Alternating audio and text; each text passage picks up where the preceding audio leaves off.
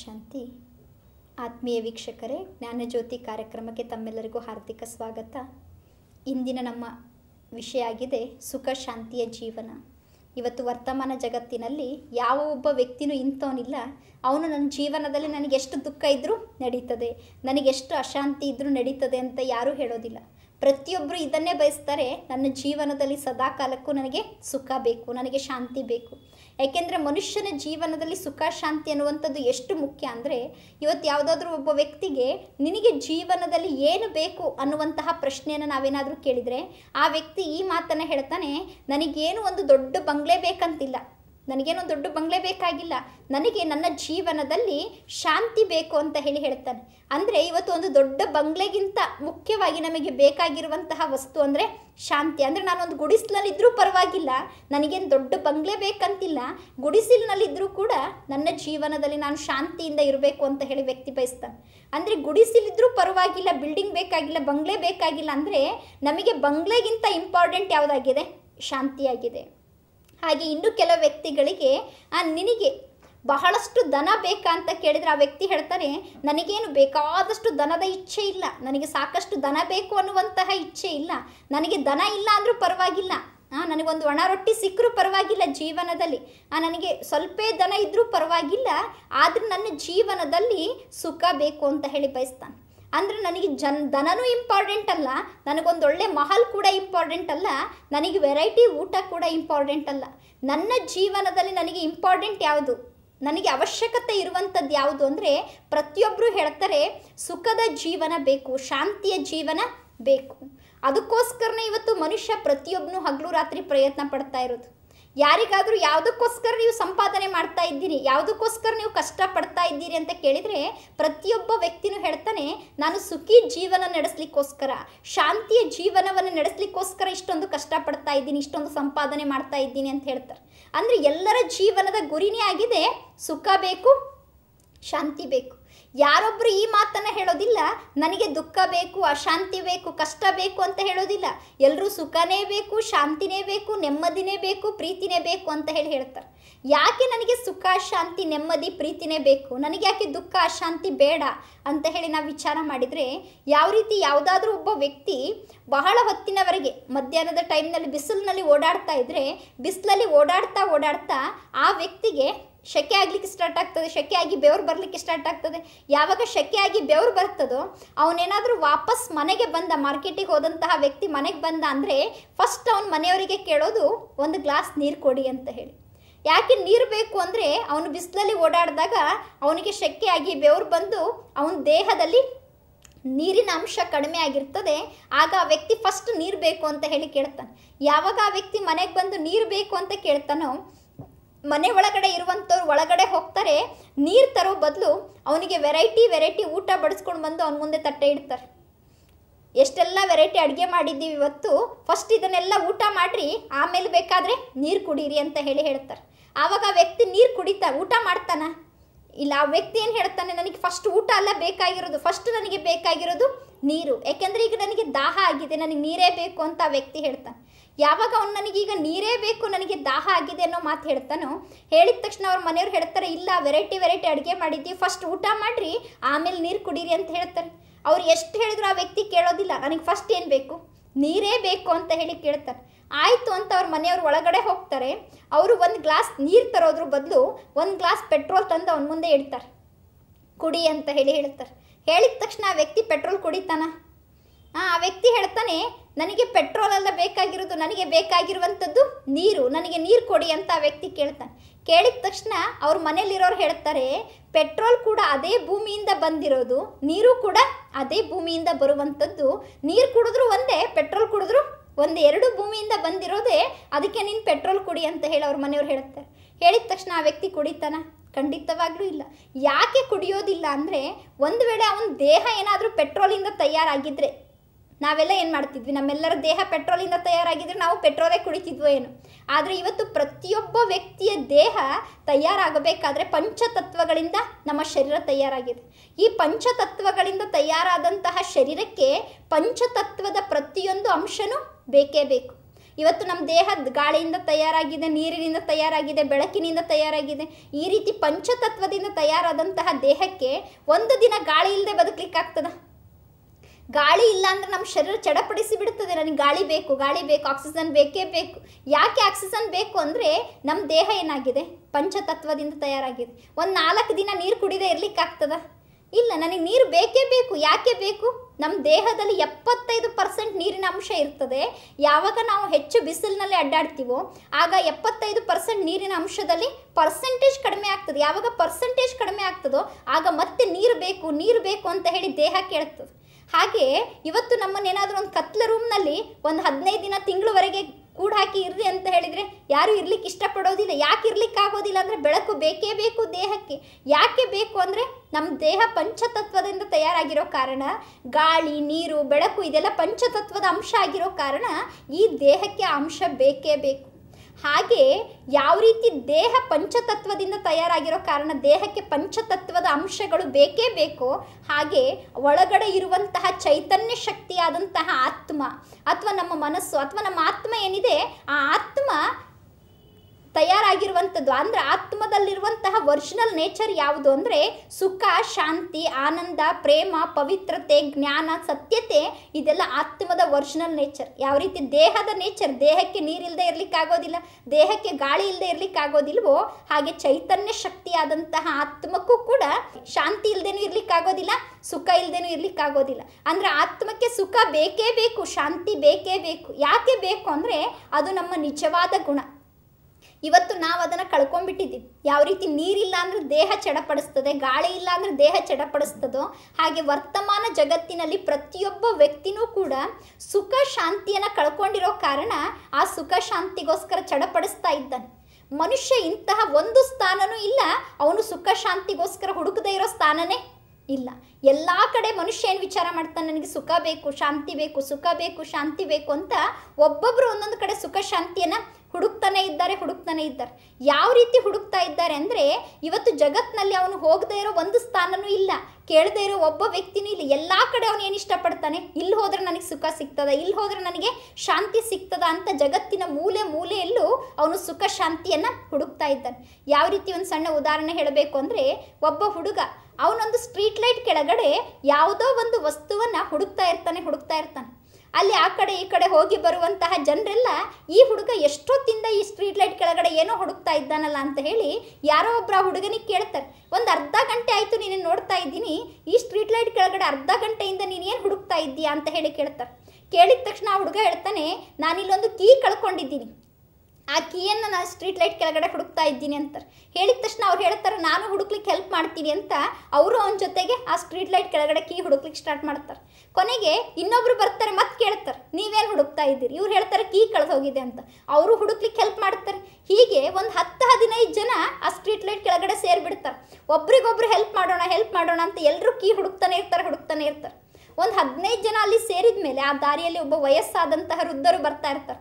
ಆ ವೃದ್ಧರು ಇಷ್ಟೆಲ್ಲ ಜನ ಸ್ಟ್ರೀಟ್ ಲೈಟ್ ಕೆಳಗಡೆ ಏನೋ ಹುಡುಕೋದನ್ನು ನೋಡಿ ಅವ್ರು ಕೇಳ್ತಾರೆ, ಯಾಕೆ ಇಷ್ಟೊಂದು ಜನ ಇಲ್ಲೇನು ಹುಡುಕ್ತಾ ಇದ್ದೀರಿ, ಏನು ಕಳ್ಕೊಂಡಿದ್ದೀರಿ ಅಂತ ಕೇಳ್ತಾರೆ. ಕೇಳಿದ ತಕ್ಷಣ ಅಲ್ಲಿ ಒಬ್ಬ ವ್ಯಕ್ತಿ ಹೇಳ್ತಾನೆ, ಕೀ ಕಳೆದು ಹೋಗಿದೆ ಅಂದ ತಕ್ಷಣ ಯಾರು ಕೀ ಕಳೆದು ಹೋಗಿದೆ ಅಂತ ವಯಸ್ಸಾದವ್ರು ಕೇಳ್ತಾರೆ. ಕೇಳಿದ ತಕ್ಷಣ ಇವ್ರು ಹೇಳ್ತಾರೆ, ನಂದಲ್ಲ ಯಾರ್ದು, ಇವನ್ ಕಳೆದಿದೆ ಅಂತ ಹೇಳಿ ಕೊನೆಗೆಲ್ಲರೂ ಆ ಹುಡುಗನ ಕಡೆ ಬೆರಳು ಮಾಡಿ ತೋರಿಸ್ತಾರೆ. ಕೊನೆಗೆ ಆ ವೃದ್ಧರು ಆ ಹುಡುಗನನ್ನು ಕರೆದು ಕೇಳ್ತಾರೆ, ನಿನಗೆ ಚೆನ್ನಾಗಿ ನೆನಪಿದೆನಾ, ನೀನು ಈ ಸ್ಟ್ರೀಟ್ ಲೈಟ್ ಕೆಳಗಡೆನೆ ಕೀ ಕಳ್ಕೊಂಡಿದ್ಯಾ ಅಂತ ನೆನಪಿದೆನಾ ಅಂತ ಕೇಳ್ತಾರೆ. ಕೇಳಿದ ತಕ್ಷಣ ಆ ಹುಡುಗ ಹೇಳ್ತಾನೆ, ಇಲ್ಲ ನನಗೆ ಚೆನ್ನಾಗಿ ನೆನಪಿದೆ, ನಾನು ಇಲ್ಲಲ್ಲ ಕೀ ಕಳ್ಕೊಂಡಿರೋದು, ನಾನಲ್ಲ ಆ ಮರ ಇದೆಯಲ್ಲ ಆ ಮರದ ಕೆಳಗಡೆ ನಾನು ಕೀಯನ್ನು ಕಳ್ಕೊಂಡಿದ್ದೀನಿ, ಮತ್ತು ಇಲ್ಲ್ಯಾಕೆ ಹುಡುಕ್ತಾ ಇದ್ದೀಯಾ ಅಂತ ಹೇಳಿ ಅವ್ರು ಕೇಳ್ತಾರೆ. ಇಲ್ಲ್ಯಾಕೆ ಹುಡುಕ್ತಾ ಇದ್ದೀಯ ಅಂದ್ರೆ ಆ ಹುಡುಗ ಹೇಳ್ತಾನೆ, ಆ ಮರದ ಕೆಳಗಡೆ ಕತ್ಲಿದೆ, ಅಲ್ಲಿ ಹುಡುಕ್ಲಿಕ್ಕೆ ಆಗೋದಿಲ್ಲ, ಈ ಸ್ಟ್ರೀಟ್ ಲೈಟ್ ಕೆಳಗಡೆ ಬೆಳಕಿದೆ, ಇಲ್ಲಿ ಹುಡುಕಿದ್ರೆ ಏನಾಗ್ತದೆ, ಬೆಳಕಿನಲ್ಲಿ ಸಿಗಬಹುದು, ಕತ್ಲಲ್ಲಿ ಹುಡುಕಿದ್ರೆ ಸಿಗೋದಿಲ್ಲ ಅಂತ ನಾನೇನು ಮಾಡ್ತಾ ಇದ್ದೀನಿ, ಇಲ್ಲಿ ಹುಡುಕ್ತಾ ಇದ್ದೀನಿ ಅಂತ ಹೇಳ್ತಾರೆ. ಹೇಳಿದ ತಕ್ಷಣ ಆ ವೃದ್ಧರು ಕೇಳ್ತಾರೆ, ಅವನೇನೋ ಇಲ್ಲಿ ಹುಡುಕ್ತಾ ಇದ್ದ, ನೀವಿಷ್ಟು ಜನ ಯಾಕೆ ಅವನ ಜೊತೆಗೆ ಇಲ್ಲ್ಯಾಕೆ ಹುಡುಕ್ತಾ ಇದ್ರಿ ಅಂತಾರೆ. ಅವಾಗ ಅವ್ರು ಹೇಳ್ತಾರೆ, ಅವ್ನು ನಮಗೆ ಇಲ್ಲಿದೆ ಅಂದ, ಅದಕ್ಕೆ ನಾವು ಏನು ಮಾಡ್ತಾ ಇದ್ವಿ, ಇಲ್ಲೇ ಹುಡುಕ್ತಾ ಇದ್ವಿ ಅಂತ ಹೇಳ್ತಾರೆ. ಹಾಗೆ ಇವತ್ತು ಇಡೀ ಜಗತ್ತಿನಲ್ಲಿರುವಂತಹ ಎಲ್ಲ ಮನುಷ್ಯರ ಪರಿಸ್ಥಿತಿ ಏನಾಗಿದೆ ಅಂದರೆ, ಎಲ್ಲರಿಗೂ ಜೀವನದಲ್ಲಿ ಬೇಕಾಗಿರುವಂಥದ್ದು ಸುಖಿ ಜೀವನ ಬೇಕು, ಶಾಂತಿಯ ಜೀವನ ಬೇಕು. ಹಾಗಿದ್ರೆ ನಮಗೆ ಸುಖ ಬೇಕು, ಶಾಂತಿ ಬೇಕು. ನಾವು ಹುಡುಕ್ತಾ ಇದ್ದೀವಿ. ಎಲ್ಲಿ ಹುಡುಕ್ತಾ ಇದ್ದೀವಿ ಅಂದರೆ, ಯಾವ ರೀತಿ ಆ ಹುಡುಗ ಕತ್ಲಿದೆ ಮರದ ಕೆಳಗಡೆ ಅಂತ ಹೇಳಿ ಸ್ಟ್ರೀಟ್ ಲೈಟ್ ಕೆಳಗಡೆ ಕೀ ಹುಡುಕ್ತಾ ಇದ್ನೋ, ಹಾಗೆ ನಾವು ಒಳಗಡೆ ಕತ್ಲಿದೆ ಅಂತ ಹೇಳಿ ಹೊರಗಡೆ ಜಗತ್ತು ಎಲ್ಲೆಲ್ಲಿ ಕಾಣಿಸ್ತದೋ, ಎಲ್ಲೆಲ್ಲಿ ಬೆಳಕು ಕಾಣಿಸ್ತಾ ಇದೆನೋ ಆ ಇಡೀ ಜಗತ್ತಿನ ತುಂಬ ಏನು ಮಾಡ್ತಾ ಇದ್ದೀವಿ, ಸುಖ ಶಾಂತಿಗೋಸ್ಕರ ಹುಡುಕ್ತಾ ಇದ್ದೀವಿ. ಅಂದರೆ ಯಾರನ್ನ ನೋಡಿ ಹುಡುಕ್ತಾ ಇದ್ದೀವಿ ಅಂದರೆ ನಮಗಿಂತ ಮೊದಲು ಯಾರ್ಯಾರು ಹುಡುಕ್ತಾ ಇದ್ದರು. ಯಾವ ರೀತಿ ಆ ಹುಡುಗ ಕೀ ಹುಡುಕ್ತಾ ಇದ್ದ, ಅವನ ಹಿಂದೆ ಒಬ್ಬರು ಒಂದು 15 ಜನ ಒಂದು ಕೀಯನ್ನು ಹುಡುಕ್ಲಿಕ್ಕೆ ಸ್ಟಾರ್ಟ್ ಮಾಡಿದ್ರು. ಹಾಗೆ ಜಗತ್ತಿನವ್ರು ಇರುವವರೆಲ್ಲರೂ ಕೂಡ ಏನು ಮಾಡ್ತಾ ಇದ್ದಾರೆ, ಸುಖ ಬೇಕು ಶಾಂತಿ ಬೇಕು ಅಂತ ಒಬ್ಬರನ್ನ ನೋಡಿ ಒಬ್ಬರು ಜಗತ್ತಿನ ತುಂಬ ಹುಡುಕ್ತಾ ಇದ್ದಾರೆ. ಆದರೆ ಕಳ್ಕೊಂಡಿರೋದು ಒಂದು ಕಡೆ, ಹುಡುಕ್ತಾ ಇರೋದು ಇನ್ನೊಂದು ಕಡೆ. ಆ ಹುಡುಗ ಕೀ ಕಳ್ಕೊಂಡಿರೋದು ಮರದ ಕೆಳಗಡೆ, ಹುಡುಕ್ತಾ ಇರೋದು ಸ್ಟ್ರೀಟ್ ಲೈಟ್ ಕೆಳಗಡೆ. ಎಷ್ಟು ಗಂಟೆ ಹುಡುಕಿದ್ರು ಅವನಿಗೆ ಕೀ ಸಿಗ್ತದ? ಸಿಗಲಿಕ್ಕೆ ಸಾಧ್ಯನೇ ಇಲ್ಲ. ಯಾಕಂದರೆ ಎಲ್ಲಿ ಕಳ್ಕೊಂಡಿದ್ನೋ ಅಲ್ಲಿ ಹುಡುಕಿದ್ರೆ ಮಾತ್ರ ಸಿಗ್ತದೆ. ಎಲ್ಲೋ ಹುಡುಕಿದ್ರೆ ಅವನಿಗೆ ಕೀ ಸಿಗಲಿಕ್ಕೆ ಸಾಧ್ಯ ಇಲ್ಲ. ಹಾಗೆ ಇವತ್ತು ಮನುಷ್ಯನ ಜೀವನದಲ್ಲೂ ಕೂಡ ಅವನು ಹುಟ್ಟಿದಾಗಿಂದ ಅವನ ಜೀವನದ ಅಂತಿಮ ಶ್ವಾಸದವರೆಗೂ ಅವನ ಗುರಿ ಏನು ಅಂದರೆ, ನಾನು ಸುಖ ಶಾಂತಿಯನ್ನು ಹುಡುಕಬೇಕು ಅನ್ನೋದೇ ಅವನ ಗುರಿ. ನಾನು ಸುಖ ಶಾಂತಿಯ ಜೀವನ ನಡೆಸಬೇಕು ಅನ್ನೋದೇ ಅವನ ಗುರಿ. ಆದರೆ ಅವನು ಅಂತಿಮ ಶ್ವಾಸದವರೆಗೂ ಅವನಿಗೆ ಸುಖ ಶಾಂತಿಯ ಜೀವನ ನಡೆಸಲಿಕ್ಕೆ ಆಗ್ತಾ ಇಲ್ಲ. ಯಾಕೆ ಆಗ್ತಾ ಇಲ್ಲ ಅಂದರೆ, ಅವನು ಕಳ್ಕೊಂಡಿರೋದೆಲ್ಲೋ ಅವನು ಹುಡುಕ್ತಾ ಇರೋದು ಮತ್ತೊಂದು ಕಡೆ ಹುಡುಕ್ತಾ ಇದ್ದಾನೆ. ಇವತ್ತು ನಾವು ಎಲ್ಲಿ ಹುಡುಕ್ತಾ ಇದ್ದೀವಿ ಆ ಸುಖ ಶಾಂತಿಯನ್ನು ಅಂದರೆ, ಪ್ರತಿಯೊಬ್ಬ ವ್ಯಕ್ತಿಯನ್ನು ನೋಡಿದರೆ ಅವನು ಹುಡುಕ್ತಾ ಇದ್ದಾನೆ. ಎಲ್ಲಿ ಹುಡುಕ್ತಾ ಇದ್ದಾನೆ ಅಂದರೆ, ವಸ್ತುಗಳಲ್ಲಿ ಹುಡುಕ್ತಾ ಇದ್ದಾನೆ. ಕೆಲವರು ಏನು ಮಾಡ್ತಾರೆ ಅಂದರೆ, ನನಗೆ ಸುಖ ಸಿಗಬೇಕು, ನನಗೆ ಶಾಂತಿ ಸಿಗಬೇಕು ಅಂದರೆ ನನ್ನ ಹತ್ರ ಇಂತಿಂಥ ವಸ್ತುಗಳು ಇರಬೇಕು. ನನ್ನ ಹತ್ರ ಒಳ್ಳೆ ಕಾರ್ ಇರಬೇಕು, ಒಳ್ಳೆ ಬಂಗ್ಲೆ ಇರಬೇಕು, ಒಳ್ಳೆ ಫರ್ನಿಚರ್ ಇರಬೇಕು, ಬೇಕಾದಷ್ಟು ಗೋಲ್ಡ್ ಇರಬೇಕು. ಅವೆಲ್ಲ ಇದ್ದರೆ ನಾನು ಹೇಗಿರಬಹುದು, ಸುಖಿ ಜೀವನವನ್ನು ನಡೆಸಬಹುದು, ಶಾಂತಿಯ ಜೀವನವನ್ನು ನಡೆಸಬಹುದು ಅಂತ ಕೆಲವರು ವಸ್ತುಗಳಲ್ಲಿ ಆ ಸುಖ ಶಾಂತಿಯನ್ನು ಹುಡುಕ್ತಾ ಇದ್ದಾರೆ. ಯಾರೆಲ್ಲ ವಸ್ತುಗಳಲ್ಲಿ ಸುಖ ಶಾಂತಿಯನ್ನು ಹುಡುಕ್ತಾ ಇದ್ದಾರೋ ಅಥವಾ ಧನದಲ್ಲಿ ಸುಖ ಶಾಂತಿಯನ್ನು ಹುಡುಕ್ತಾ ಇದ್ದಾರೋ ಅವರು ಒಂದು ವೇಳೆ ವಿಚಾರ ಮಾಡಿದರೆ, ನೀವು ಯಾವುದಾದ್ರೂ ಒಂದು ಅಂಗಡಿಗೆ ಹೋಗ್ರಿ, ಆ ಅಂಗಡಿಗೆ ಹೋಗಿ ಹೇಳ್ರಿ, ನಾನು ಇಷ್ಟು 1000 ರೂಪಾಯಿ ಕೊಡ್ತೀನಿ, ನನಗೆ 1 kg ಸುಖ ಕೊಡ್ರಿ, ನನಗೆ 1 kg ಶಾಂತಿ ಕೊಡ್ರಿ ಅಂತ. ಎಂದು ಯಾರು ನಮಗೆ, ಯಾವ ಅಂಗಡಿಯಲ್ಲೂ ಯಾರು ನಮಗೆ ಸುಖ ಶಾಂತಿಯನ್ನು ಮಾರಾಟಕ್ಕೆ ಕೊಡಲಿಕ್ಕೆ ಸಾಧ್ಯನೇ ಇಲ್ಲ. ಯಾಕೆಂದರೆ ಸುಖ ಶಾಂತಿ ಅನ್ನುವಂಥದ್ದು ಮಾರಾಟಕ್ಕೆ ಸಿಗುವಂತಹ ವಸ್ತು ಅಲ್ಲ. ಮಾರಾಟಕ್ಕೆ ಸಿಗುವಂತಹ ವಸ್ತು ಅಲ್ಲ ಅಂದಮೇಲೆ ನೀವು ಎಷ್ಟಾದರೂ ಪರಿಶ್ರಮ ಪಡ್ರಿ, ಎಷ್ಟಾದರೂ ಕಷ್ಟಪಡ್ರಿ, ನಿಮ್ಮ ಜೀವನದಲ್ಲಿ ನೀವೇನು ಮಾಡ್ಲಿಕ್ಕೆ ಸಾಧ್ಯ ಇಲ್ಲ. ವಸ್ತುವನ್ನು ಸಂಪಾದನೆ ಮಾಡಬಹುದು, ಧನವನ್ನು ಸಂಪಾದನೆ ಮಾಡಬಹುದು, ಆದರೆ ಸುಖ ಶಾಂತಿಯನ್ನು ನೀವು ಸಂಪಾದನೆ ಮಾಡಲಿಕ್ಕೆ ಸಾಧ್ಯ ಇಲ್ಲ. ಆ ಸುಖ ಶಾಂತಿ ಬೇಕು ಅಂದರೆ ವಸ್ತುಗಳಲ್ಲಿ ಹುಡುಕಿದ್ರೆ ನಮಗೆ ಸುಖ ಶಾಂತಿ ಸಿಗಲಿಕ್ಕೆ ಸಾಧ್ಯ ಇಲ್ಲ. ಕೆಲವರು ವಸ್ತುಗಳಲ್ಲಿ ಸುಖ ಶಾಂತಿಯನ್ನು ಹುಡುಕ್ತಾರೆ, ಇನ್ನು ಕೆಲವರು ವ್ಯಕ್ತಿಗಳಲ್ಲಿ ಸುಖ ಶಾಂತಿಯನ್ನು ಹುಡುಕ್ತಾ ಇರ್ತಾರೆ. ವ್ಯಕ್ತಿಗಳಲ್ಲಿ ಹುಡುಕೋದು ಅಂದರೆ ಕೆಲವ್ರನ್ನ ನೋಡಿ ಹೇಳ್ತಾರೆ, ನೀವೊಬ್ಬರು ನನ್ನ ಜೊತೆಗೆ ಚೆನ್ನಾಗಿರ್ರಿ, ನಾನು ಬಹಳ ಖುಷಿಯಿಂದ ಇರ್ತೀನಿ, ನೀವೊಬ್ಬರು ಚೆನ್ನಾಗಿದ್ಬಿಟ್ರೆ ಸಾಕು, ನನ್ನ ಜೀವನ ಸುಖಿ ಜೀವನ ಆಗಿರ್ತದೆ ಅಂತ ಹೇಳ್ತಾರೆ. ಡಿಮ್ಯಾಂಡ್ ಮಾಡ್ತಿರ್ತಾರೆ, ನೀವು ಚೆನ್ನಾಗಿರಬೇಕು, ನಾನು ಖುಷಿಯಿಂದ ಇರಬೇಕಾ, ನೀವು ನನ್ನ ಜೊತೆಗೆ ಚೆನ್ನಾಗಿರಬೇಕು, ನೀವು ನನ್ನ ಜೊತೆಗೆ ಚೆನ್ನಾಗಿರಬೇಕು ಅಂತಿರ್ತಾರೆ. ಹಂಗಂತ ಹೇಳಿ ಬೇರೆಯವರು ನಮಗೆ ಎಷ್ಟೊತ್ತರೆಗೂ ಸುಖ ಕೊಡ್ಲಿಕ್ಕೆ ಸಾಧ್ಯ? ಇವತ್ತಿನ ಜಗತ್ತಿನಲ್ಲಿ ಯಾವ ವ್ಯಕ್ತಿನೂ ಖುಷಿಯಿಂದ ಇಲ್ಲವೇ ಇಲ್ಲ, ಯಾವ ವ್ಯಕ್ತಿನೂ ಶಾಂತಿಯಿಂದ ಇಲ್ಲವೇ ಇಲ್ಲ ಅಂದಮೇಲೆ ಆ ವ್ಯಕ್ತಿ ಹತ್ರ ನಾವು ಹೋಗಿ ನನಗೆ ಸುಖ ಕೊಡು ಅಂತ ಕೇಳಿದರೆ ಅವ್ರ ಹತ್ರನೇ ಆ ಸುಖ ಅನ್ನೋದಿಲ್ಲ, ಅವ್ರ ಹತ್ರನೇ ಆ ಶಾಂತಿ ಅನ್ನೋದಿಲ್ಲ. ಅವ್ರು ಎಷ್ಟೊತ್ತರೆಗೂ ನಮಗೆ ಸುಖ ಶಾಂತಿಯನ್ನು ಕೊಡ್ಲಿಕ್ಕೆ ಸಾಧ್ಯ? ಒಂದು ದಿನ ನಾವು ಹೇಳ್ದಂಗೆ ಇರ್ಲಿಕ್ಕೆ ಪ್ರಯತ್ನ ಪಡಬಹುದು, 2 ದಿನ ಪ್ರಯತ್ನ ಪಡಬಹುದು, ಆದರೆ ಸದಾ ಕಾಲಕ್ಕೂ ನಮಗಿಷ್ಟ ಆಗೋ ಹಾಗೆ ಬೇರೆಯವ್ರು ಇರಲಿಕ್ಕೆ ಸಾಧ್ಯನೇ ಇಲ್ಲ. ಯಾಕೆಂದರೆ ಅವರಿಗೂ ಏನು ಬೇಕಾಗಿದೆ, ಸುಖ ಶಾಂತಿ ಬೇಕಾಗಿದೆ. ನಾವು ಹೇಗೆ ಅವ್ರ ಹತ್ರ ಡಿಮ್ಯಾಂಡ್ ಮಾಡ್ತೀವೋ ನನಗೆ ಸುಖ ಕೊಡಿ ಶಾಂತಿ ಕೊಡಿ ಅಂತ, ಅವ್ರು ಹೋಗಿ ಇನ್ನೊಬ್ರ ಹತ್ರ ಡಿಮ್ಯಾಂಡ್ ಮಾಡ್ತಾ ಇರ್ತಾರೆ, ನೀವೊಬ್ಬರು ನನ್ನ ಜೊತೆಗೆ ಚೆನ್ನಾಗಿರ್ರಿ, ನಾನು ಖುಷಿಯಿಂದ ಇರ್ತೀನಿ, ಶಾಂತಿಯಿಂದ ಇರ್ತೀನಿ. ಅಂದರೆ ಜಗತ್ತಿನಲ್ಲಿ ಎಲ್ಲರೂ ಹುಡುಕೋರೆ, ಎಲ್ಲರೂ ಬೇರೆಯವ್ರ ಹತ್ರ ಡಿಮ್ಯಾಂಡ್ ಮಾಡೋರೆ, ನನಗೆ ನೀವು ಚೆನ್ನಾಗಿದ್ದರೆ ಸುಖ ಸಿಗ್ತದೆ, ನೀವು ಚೆನ್ನಾಗಿದ್ದರೆ ಶಾಂತಿ ಸಿಗ್ತದೆ ಅಂತ. ಅಂದರೆ ಜಗತ್ತಿನಲ್ಲಿ ಯಾವ ವ್ಯಕ್ತಿ ಹತ್ರನೂ ಆ ಸುಖ ಶಾಂತಿ ಇಲ್ಲ. ಯಾರ ಹತ್ರನೂ ಇಲ್ಲ ಅಂದಮೇಲೆ ಅವ್ರ ಹತ್ರ ನಾವು ಎಷ್ಟು ಹೋಗಿ ಕೇಳಿದ್ರು ಅವ್ರು ನಮಗೆ ಆ ವಸ್ತುವನ್ನು ಕೊಡಲಿಕ್ಕೆ ಸಾಧ್ಯನೇ ಇಲ್ಲ. ಇವತ್ತು ನನ್ನ ಖುಷಿ ಅಥವಾ ನನ್ನ ಸುಖ, ನನ್ನ ಶಾಂತಿ ನಾನು ಬೇರೆ ವ್ಯಕ್ತಿಗಳನ್ನು ಡಿಪೆಂಡ್ ಆಗಿ ಇಟ್ಕೊಂಡಿದ್ದೆ ಅಂದರೆ ಅವ್ರು ಚೆನ್ನಾಗಿರೋವರೆಗೂ ಮಾತ್ರ ನಾನು ಖುಷಿಯಿಂದ ಇರಬಹುದು, ಅವ್ರು ಚೆನ್ನಾಗಿದ್ದರೆ ನಾನು ಶಾಂತಿಯಿಂದ ಇರಬಹುದು. ಅವರು ಸ್ವಲ್ಪ ಅಪ್ಸೆಟ್ ಆದ್ರೆ ನನ್ನ ಜೀವನ ಕೂಡ ಅಪ್ಸೆಟ್ ಆಗೇ ಬಿಡ್ತದೆ. ಯಾಕಂದ್ರೆ ನಾನು ಅವ್ರ ಮೇಲೆ ಅವಲಂಬಿತ ಆಗಿದ್ದೀನಿ. ಅವ್ರು ಚೆನ್ನಾಗಿದ್ದರೆ ನಾನು ಚೆನ್ನಾಗಿರ್ತೀನಿ, ಅವ್ರು ಖುಷಿಯಿಂದ ಇದ್ದರೆ ನಾನು ಖುಷಿಯಿಂದ ಇರ್ತೀನಿ, ಅವ್ರು ಶಾಂತಿಯಿಂದ ಇದ್ದರೆ ನಾನು ಶಾಂತಿಯಿಂದ ಇರ್ತೀನಿ. ಅಂದರೆ ನಾನು ಸದಾ ಕಾಲಕ್ಕೂ ಶಾಂತಿಯ ಜೀವನವನ್ನು, ಸುಖದ ಜೀವನವನ್ನು ನಡೆಸಲಿಕ್ಕೆ ಸಾಧ್ಯನೇ ಇಲ್ಲ. ಇನ್ನು ಕೆಲವರು ಇಂತಹ ವ್ಯಕ್ತಿಗಳಿದ್ದಾರೆ, ಅವರಿಗೆ ಶಾಂತಿ ಬೇಕಾಗಿರ್ತದೆ, ಸುಖ ಬೇಕಾಗಿರ್ತದೆ. ಅದನ್ನು ಎಲ್ಲಿ ಹುಡುಕ್ತಾರೆ ಅಂದರೆ ಸ್ಥಾನಗಳಲ್ಲಿ ಹುಡುಕ್ತಿರ್ತಾರೆ, ಬೇರೆ ಬೇರೆ ಪ್ಲೇಸ್ಗಳಲ್ಲಿ ಹುಡುಕ್ತಾ ಇರ್ತಾರೆ. ಕೆಲವೊಮ್ಮೆ ಮನೆಯಲ್ಲಿ ಬಹಳ ಬೇಜಾರಾಗ್ಬಿಡ್ತದೆ, ಯಾರೋ ಜಗಳ ಆಡ್ತಾರೆ, ಯಾರೋ ಅಶಾಂತಿ ಮಾಡ್ತಾರೆ, ದುಃಖ ಆಗ್ತದೆ. ಯಾವಾಗ ಜಗಳ ಆಡಿ ದುಃಖ ಅಶಾಂತಿ ಅನುಭವ ಆಗ್ತದೋ ಅವ್ರು ವಿಚಾರ ಮಾಡ್ತಾರೆ, ಮನೇಲಿ ಯಾಕೋ ಖುಷಿನೇ ಇಲ್ಲ, ಮನೇಲಿ ಯಾಕೋ ಶಾಂತಿನೇ ಇಲ್ಲ, ನೆಮ್ಮದಿನೇ ಇಲ್ಲ, ಸುಖನೇ ಇಲ್ಲ. ಯಾವುದಾದ್ರೂ ಪಿಕ್ನಿಕ್ ಪ್ಲೇಸ್ಗಳಿಗೆ ಹೋಗೋಣ, ಬೇರೆ ಊರಿಗೆ ಹೋಗೋಣ ಅಂತ ಮನೇಲಿರೋರ್ನೆಲ್ಲ ಕರ್ಕೊಂಡು ಮತ್ತೆ ಪಿಕ್ನಿಕ್ಕಿಗೆ ಹೋಗ್ತಾರೆ. ಪಿಕ್ನಿಕ್ಕಿಗೆ ಹೋಗ್ತಾರೆ, ಮನೇಲಿರೋ ಎಲ್ಲ ವ್ಯಕ್ತಿಗಳನ್ನು ಕರ್ಕೊಂಡು ಪಿಕ್ನಿಕ್ ಮಾಡ್ತಾ ಇರ್ತಾರೆ. ಒಂದು ಅರ್ಧ ಗಂಟೆ 1 ಗಂಟೆ ಖುಷಿಯಿಂದ ಆ ಪಿಕ್ನಿಕ್ ಪ್ಲೇಸ್ ನೋಡ್ತಾ ಇರ್ತಾರೆ. ಅಷ್ಟೊತ್ತಿಗೆ ಮನೆಯವ್ರು ಏನಾದರೂ ಒಂದು ಮಾತು ಹೆಚ್ಚು ಕಡಿಮೆ ಆಡಿದ್ರು ಅಂದರೆ ಮತ್ತಲ್ಲಿ ಜಗಳ ಸ್ಟಾರ್ಟ್.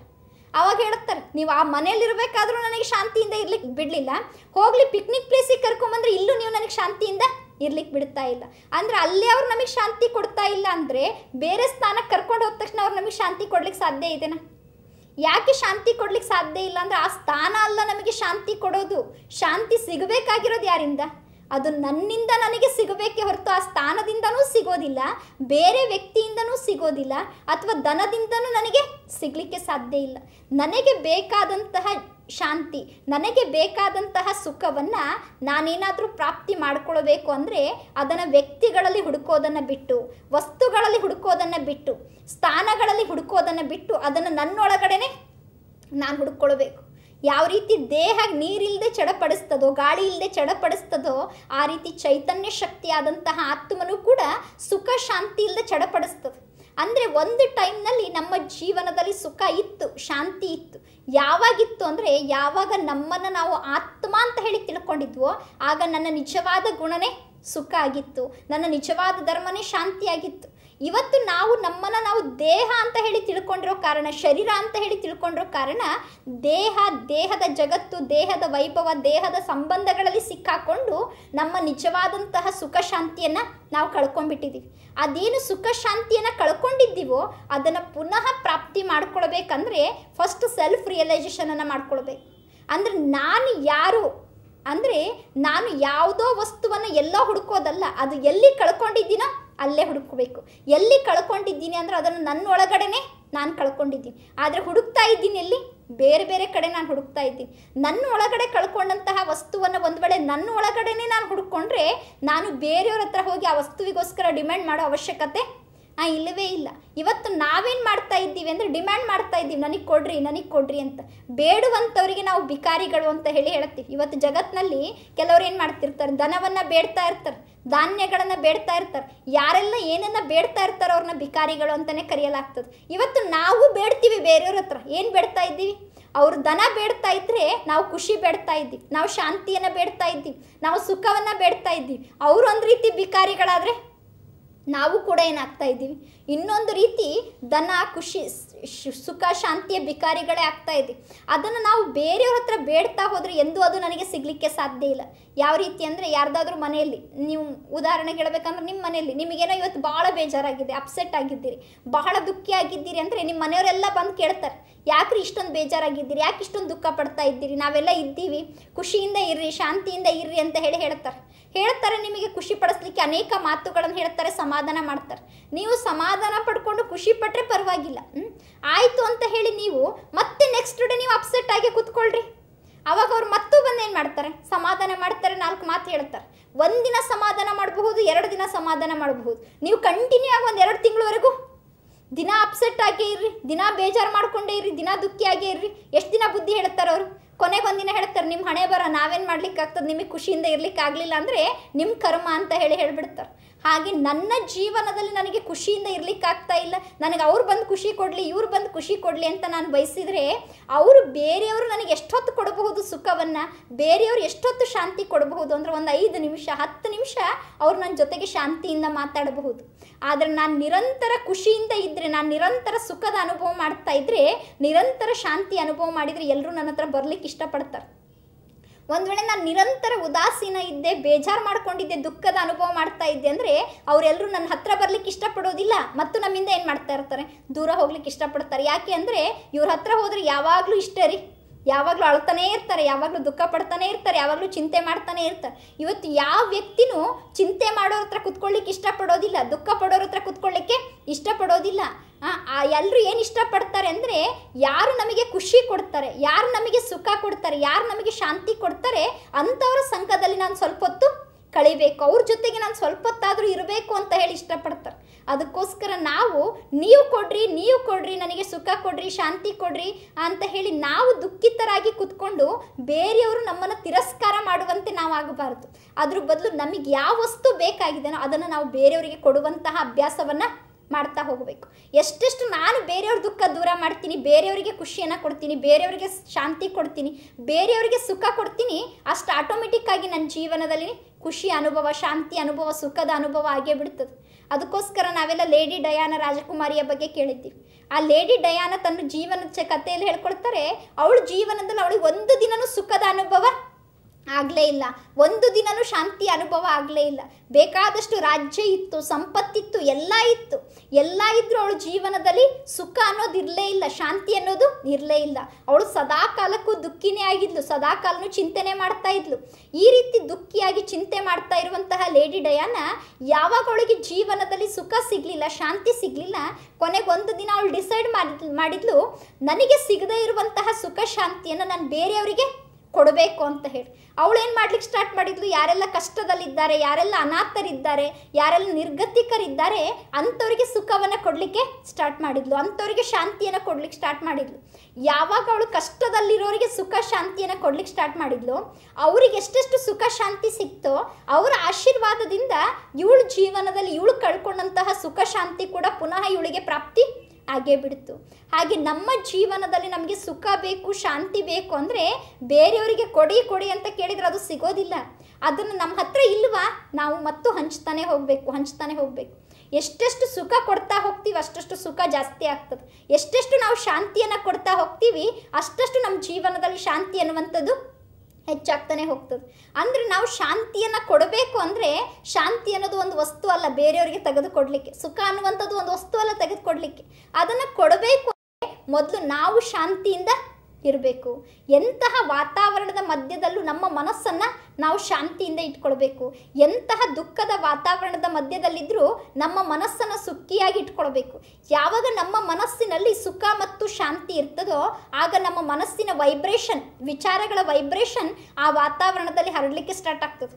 ಅಂದರೆ ನಮ್ಮ ಮನಸ್ಸಿನ ಸಂಕಲ್ಪಗಳ ವೈಬ್ರೇಷನ್ ಯಾವಾಗ ಅನ್ಯರಿಗೆ ಸುಖ ಸಿಗಲಿ, ಅನ್ಯರಿಗೆ ಶಾಂತಿ ಸಿಗಲಿ ಅಂತ ನಾವು ಮನಸ್ಸಿನಲ್ಲಿ ಸಂಕಲ್ಪ ಮಾಡ್ತಾ ಹೋಗ್ತೀವೋ ಅಷ್ಟಷ್ಟು ಅನ್ಯ ವ್ಯಕ್ತಿಗಳು ಕೂಡ ಸುಖ ಶಾಂತಿ ಅನುಭವವನ್ನು ಮಾಡ್ತಾರೆ. ಆಗ ಅವರು ಕೂಡ ನಮ್ಮನ್ನು ನೋಡಿ ಇವರಿಂದ ನಮಗೆ ಸುಖ ಸಿಕ್ತು, ಇವರಿಂದ ನಮಗೆ ಶಾಂತಿ ಸಿಕ್ತು ಅಂತ ಹೇಳಿ ಫೀಲ್ ಮಾಡ್ತಾರೆ.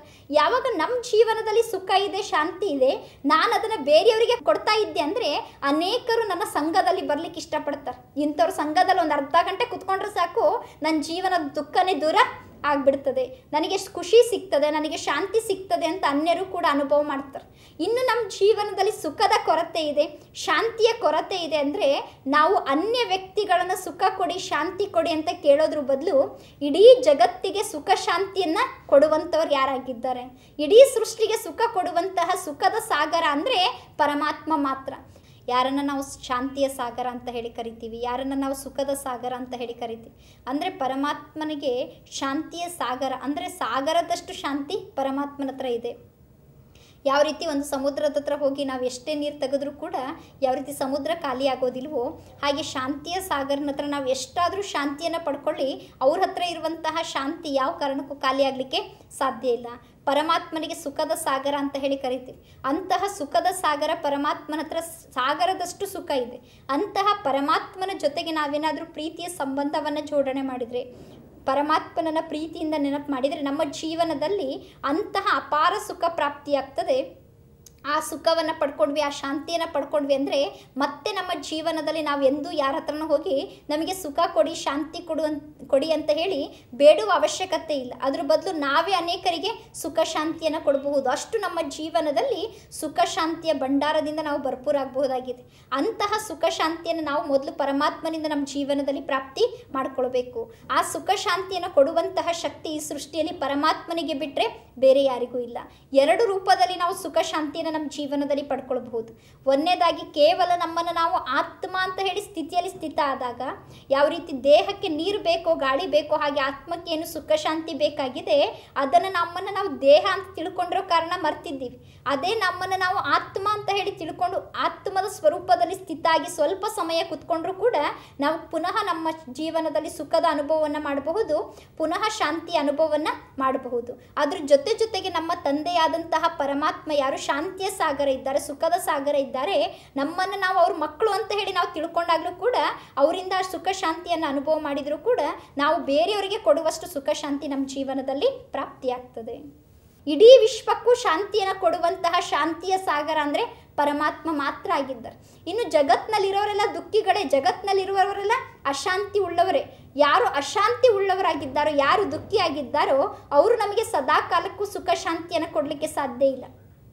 ಇನ್ನು ನಮ್ಮ ಜೀವನದಲ್ಲಿ ಸುಖ ಶಾಂತಿ ಬೇಕು ಅಂದರೆ ಯಾರು ಕೊಡಬಹುದು ಅಂದರೆ ಶಾಂತಿಯ ಸಾಗರ ಮತ್ತು ಸುಖದ ಸಾಗರನಾದಂತಹ ಪರಮಾತ್ಮ ಮಾತ್ರ ನಮ್ಮ ಜೀವನದಲ್ಲಿ ಸುಖ ಶಾಂತಿಯನ್ನು ಪ್ರಾಪ್ತಿ ಮಾಡಿಸ್ಲಿಕ್ಕೆ ಸಾಧ್ಯ.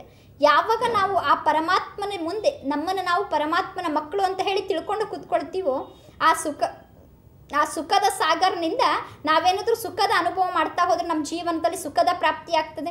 ಶಾಂತಿಯ ಸಾಗರನಿಂದ ಶಾಂತಿಯ ಅನುಭವ ಮಾಡ್ತಾ ಹೋದರೆ ನಮ್ಮ ಜೀವನದಲ್ಲಿ ಶಾಂತಿಯ ಪ್ರಾಪ್ತಿ ಆಗ್ತದೆ. ಅಂತಹ ಸುಖದ ಸಾಗರ, ಶಾಂತಿಯ ಸಾಗರ ಪರಮಾತ್ಮನ ಮಗು ಆದಂತಹ ನಾನು ಯಾವ ಕಾರಣಕ್ಕೂ ದುಃಖ ಮತ್ತು ಅಶಾಂತಿಯ ಅನುಭವ ಮಾಡಲಿಕ್ಕೆ ಸಾಧ್ಯನೇ ಇಲ್ಲ. ಯಾವ ರೀತಿ ಕೋಟ್ಯಾಧಿಪತಿಯ ಮಗು ಬಿಕಾರಿಯ ಅನುಭವ ಮಾಡಲಿಕ್ಕೆ ಸಾಧ್ಯ ಇಲ್ವೋ ಹಾಗೆ ಸುಖದ ಸಾಗರನ ಮಕ್ಕಳು ಎಂದೂ ದುಃಖದ ಅನುಭವ ಮಾಡಲಿಕ್ಕೆ ಸಾಧ್ಯನೇ ಇಲ್ಲ. ಇಂತಹ ಸುಖದ ಸಾಗರನಿಂದ ಸುಖ ಮತ್ತು ಶಾಂತಿ ಅನುಭವ ಮಾಡಬೇಕು ಅಂದರೆ ಆ ಪರಮಾತ್ಮನಿಂದ ನಮ್ಮ ಜೀವನದಲ್ಲಿ ನಾವು ಸುಖ ಶಾಂತಿ ಅನುಭವ ಮಾಡಲಿಕ್ಕೋಸ್ಕರ ತಾವೆಲ್ಲ ಸ್ಥಳೀಯ ಈಶ್ವರೀಯ ವಿಶ್ವವಿದ್ಯಾಲಯಕ್ಕೆ ಭೇಟಿಯಾದರೆ ಪರಮಾತ್ಮನಿಂದ ತಮ್ಮ ಜೀವನದಲ್ಲಿ ಸುಖ ಶಾಂತಿಯನ್ನು ಹೇಗೆ ಪಡ್ಕೊಳ್ಬಹುದು, ನಾವು ಹೇಗೆ ಅನ್ಯರಿಗೆ ಸುಖ ಶಾಂತಿಯನ್ನು ಕೊಡಬಹುದು ಅನ್ನೋದ್ರ ಬಗ್ಗೆ ಹೆಚ್ಚಿಗೆ ತಿಳ್ಕೊಳ್ಬಹುದು. ವೀಕ್ಷಕರೇ, ಮುಂದಿನ ಸಂಚಿಕೆಯಲ್ಲಿ ಮತ್ತೆ ಭೇಟಿಯಾಗೋಣ. ಓಂ ಶಾಂತಿ. ನಿತ್ಯ ಶಾಂತಿ.